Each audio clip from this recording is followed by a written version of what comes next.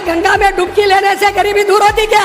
तो हज यात्रा करने से भी देश की गरीबी खत्म नहीं होती ना। खड़गे जी ने अपने बयान में ऐसा कुछ नहीं कहा है जिस पर बीजेपी ने इतना बवाल मचाया हुआ है। नाश्ता, दोपहर का भोजन, रात्रि का भोजन निःशुल्क पा रहे हैं खड़गे जी। सोनिया जी नहाई, प्रियंका गांधी गंगा नहाई, ये लोग वहाँ गरीबी उन्मूलन अभियान चलाने गए थे। आप उनकी बातों को आप कुतर्क निकाल रहे हैं। मेरे पास तो गंगा जल है, जाइए अगर इन्हें बीजेपी वालों के पास भी हो जाए गंगा जल। कुंभ चले, गंगा जल पास रखिए।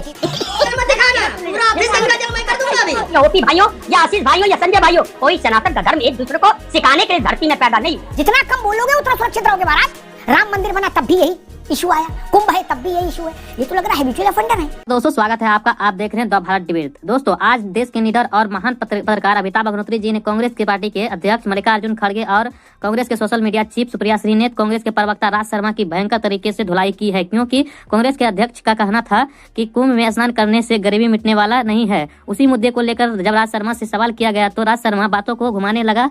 उसके बाद अमिताभ जी ने तर्क के साथ कांग्रेसियों को धोया है। खैर दोस्तों, डिबेट काफी मजेदार होने वाला है। आपसे अनुरोध है कि वीडियो को अंत तक जरूर देखना। अगर आप चैनल पे पहली बार आए हैं या चैनल को अभी तक सब्सक्राइब नहीं किया तो चैनल को सब्सक्राइब और वीडियो को लाइक जरूर से कीजिएगा। चलिए दोस्तों मेन वीडियो को स्टार्ट करते हैं। चलिए शुरू करते हैं। अरे भाई गंगा में डुबकी लेने से गरीबी दूर होती क्या? आपको खाना मिलता पेट को। मैं किसी की आस्था के ऊपर ठोस नहीं लगाना चाहता हूँ। जब बच्चा भूखा मर रहा है, बच्चा स्कूल में नहीं जा रहा है, मजदूरों को मजदूरी नहीं मिल रही है, जब ये है तो ये लोग जाकर हजारों रुपए खर्च करके कंपटीशन पे डुबकियां मार रहे हैं। आपका एक वीडियो है सर, देख लेना सर। ऐसे तो हज यात्रा करने से भी देश की गरीबी खत्म नहीं होती ना। चर्च में कैंडल जलाने से भी देश की गरीबी खत्म नहीं। हर काम जो है गरीबी मिटाने के लिए थोड़ी होता है। आदमी जो है भोजन करता है तो क्या गरीबी मिटाने के लिए, पेट भरने के लिए? बाप को बाप कहता है तो क्या गरीबी मिटाने के लिए? अपने संबंध के प्रति अपनी श्रद्धा अर्पण करने के लिए पिता की पूजा की जाती है। हर चीज गरीबी मिटाने के लिए नहीं, कुछ आस्था भी होती है। और इस दुनिया में अनेक कल्चर हैं, यहूदी हैं, पारसी हैं, मुसलमान हैं, ईसाई हैं, तो सबकी अपनी अपनी आस्था है। अगर सनातन संस्कृति में आस्था है तो पाप और पुण्य में भी विश्वास करना होगा। खड़गे जी ने अपने बयान में ऐसा कुछ नहीं कहा है जिस पर बीजेपी ने इतना बवाल मचाया हुआ है। करोड़ों युवाओं को बेरोजगार रखना, लोगों को महंगाई से त्रस्त करना, दलितों, आदिवासियों, पिछड़ों पर अत्याचार करना, ये पाप है और ये भाजपा जानती है। इनको आपत्ति खड़गे जी के आईना दिखाने से नहीं है, इनको दिक्कत खड़गे जी के दलित होने से। क्या बोला तूने? जी के दलित होने से। खड़गे जी ने एक सवाल और पूछा, मेहमानों से परिचय करें उससे पहले मुझे याद आ गया तो उसका भी उत्तर तो दे ही दें। उन्होंने पूछा कि क्या इससे रोटी मिलेगी? खड़गे जी की जानकारी के लिए बता दूं, हाँ रोटी मिल रही है। कुंभ के मेला क्षेत्र में कम से कम 20 से 25 लाख लोग प्रतिदिन चाय, नाश्ता, दोपहर का भोजन, रात्रि का भोजन निःशुल्क पा रहे हैं खड़गे जी। अन्न क्षेत्र इतना समृद्ध है कुंभ का कि अतुलनीय है, अवर्णनीय है। इसलिए मुझे लगा को ये उनको याद दिला दे कि 20 से 25 लाख लोग, यानी इतनी बड़ी संख्या 2 वक्त का भोजन और चाय और नाश्ता निःशुल्क पा रही है। क्या बात कर रहे हैं? सोनिया जी नहाई, प्रियंका गांधी गंगा नहाई, ये लोग वहां गरीबी उन्मूलन अभियान चलाने गए थे। हम सिर्फ बात कर लें कितना रेवेन्यू जनरेट होगा तो लगता है उनके ज्ञानवर्धक जड़ी बूटी खिलाने की जरूरत पड़ चुकी है, क्योंकि तकरीबन सरकार को जो फायदा होगा 25,000 करोड़ का होता है। सरकार का व्यय जो है 7,500 करोड़ है। इससे आमदनी यानी जो रोजगार सृजन होगा या कह सकते हैं रेवेन्यू जनरेट होगा, तकरीबन जो अनुमान है 2 लाख से 3 लाख करोड़ रुपया का होगा। तो बिल्कुल खड़गे जी, बहुत तेजी से आपके माध्यम से बोलना चाहता हूं खड़गे जी को और देश की जनता को, नो डाउट लोग इससे कमा रहे हैं और खा रहे हैं। जो 2 से 3 लाख करोड़ रुपए अर्जन होगा वो किसी न किसी के घर में ही आएगा, किसी न किसी द्वारा किया जा रहा होगा या किसी न किसी द्वारा अर्जन किया जा रहा होगा, उसको बनाया जा रहा होगा। तो खड़गे जी को इतनी समस्या हिंदू धर्म से क्यों है? क्योंकि कहीं अभी सुप्रिया श्रीनेत का भी आपके प्रोमो में सुन रहा था, उन्होंने दलित से विरोध है। दलित से नहीं, पहली बात तो खड़गे जी दलित ही नहीं, वो तो बौद्ध है। बौद्ध में दलित नहीं होता। जब आप बौद्ध धर्म अपना लिए हो, कई लोग बोलते हैं क्रिश्चियन, हम तो बौद्ध मान के चलते हैं, तो आप दलित कहाँ रह गए? तो आपको समस्या क्या है कि दलित विरोधी, फलाने विरोधी राजनीति करने की क्या जरूरत है? आप गांधी जी वहां पे गए, इंदिरा गांधी जी गई। और सबसे बड़ी बात है, मैं भूल जाता हूं पुराने नेताओं को, तो आज के नेताओं को याद करता हूं। अमिताभ जी, प्रियंका जी भी तो गंगा स्नान करके आई हैं, तो क्या जो स्नान कर रही थी उससे क्या हो रहा था? उससे क्या रोजगार उत्पन्न हो रहा था जब स्नान करने गई थी? क्योंकि इलेक्शन टाइप था। तो समझना पड़ेगा कि आपको बोलने से पहले आपकी मनोदशा और आपके मन में जो घृणा भाव है किसी धर्म विशेष के प्रति, वो उजागर होता है। इनको पहली बात तो मुझे यहाँ राणा जिसकी एक आपत्ति है, वो कम मुझे लग रहा 80-82 साल से ऊपर की है। कम से कम उन्होंने क्या बोला छोड़िए, उनका नाम बहुत ही तहजीब से लिया जाना चाहिए, जैसे मैं आदरणीय नरेंद्र मोदी जी कहता हूं। आप उनकी बातों का कुतर्क निकाल रहे हैं, अन्यथा ले रहे हैं। उनके भाव को समझिए।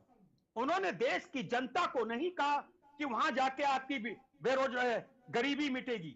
जो गरीबी मिटा सकता है, रेफरेंस टू दी कॉन्टेक्स्ट उनका था। आप अगर देखिए, मैं नहीं कहता, हालांकि अच्छा नहीं लगता है, मेरे पास तो गंगा जल है, जाइए अगर इन बीजेपी वालों के पास भी हो जाए गंगा जल। और मैं एक काम ठीक है, जब तक कुंभ चले गंगा जल पास रखिए टीवी पे। ना मैं दूसरी बार जाऊंगा। हाँ, संजय राणा भी रखे गंगा जल, वो भी गंगा जल मत दिखाना, पूरा ऑफिस गंगा जल मैं कर दूंगा अभी। इनका अलग देखो, तत्काल दिखाता हूँ गंगा जल, और बहुत महंगा वाला खरीदा मैंने गंगा जल। पहली बात, किसी को यहाँ कहने का अधिकार नहीं है। अमिताभ भैया, हम 5 लोग बैठे, आप हो या मैं हूं या ओपी भाइयों या आशीष भाइयों या संजय भाइयों, कोई सनातन का धर्म एक दूसरे को सिखाने के लिए धरती में पैदा नहीं हुआ। आप ये समझिए ना, आप देखिए अमित शाह जी, मेरे आदरणीय अमित शाह जी जब डुबकी लगा रहे थे, आप उनको देखिए, अगर आप उनका पूरा सिनेरियो देखोगे तो जो खड़गे साहब ने बोला, डुबकी लगी, फिर किसी ने इशारा करा और फिर उन्होंने डुबकी लगाई। बात ये कहने की, आप गृह मंत्री हैं भाई, गरीब की आस्था होती है, और ये तो माना गया ना। एक मुझे आप उनकी बातों का अन्यथा ना लें। समझ लिया, भाव समझ लिया।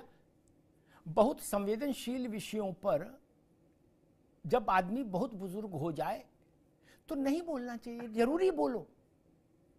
प्राणियों में सद्भाव हो, धर्म की जय हो, अधर्म का नाश हो, इतना बोल के नहीं बैठ सकते। दुनिया बात बोलना जरूरी है, डॉक्टर ने बताया है। जितना कम बोलोगे उतना सुरक्षित रहोगे महाराज। प्रमोद तिवारी ने त्रिवेणी में लेटे हुए की जल के अंदर आधा सिर बाहर और बाकी लेटे हुए की वीडियो शूट कराई है। प्रमोद तिवारी पार्टी से निकाल दोगे?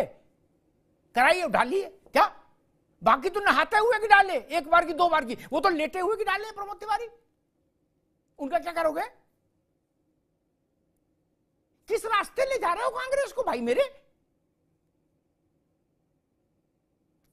40 दिन रहे थे राजेंद्र प्रसाद बाहैसियत राष्ट्रपति कल्पवास में। 40 दिन त्रिवेणी में स्नान किया था प्रतिदिन ब्रह्म मुहूर्त में। कहां जाएगी कांग्रेस?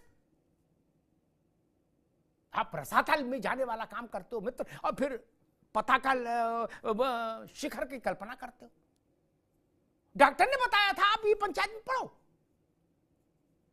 अच्छा, जो लोग ओपी सिंह जी के पास आ रहा हूं, जो लोग गंगा में नहा रहे हैं संगम में, वो तो इससे गरीबी दूर नहीं होगी। लेकिन अगर गंगा में ना नहाएं ओपी सिंह जी, तो गरीबी दूर हो जाएगी देश की।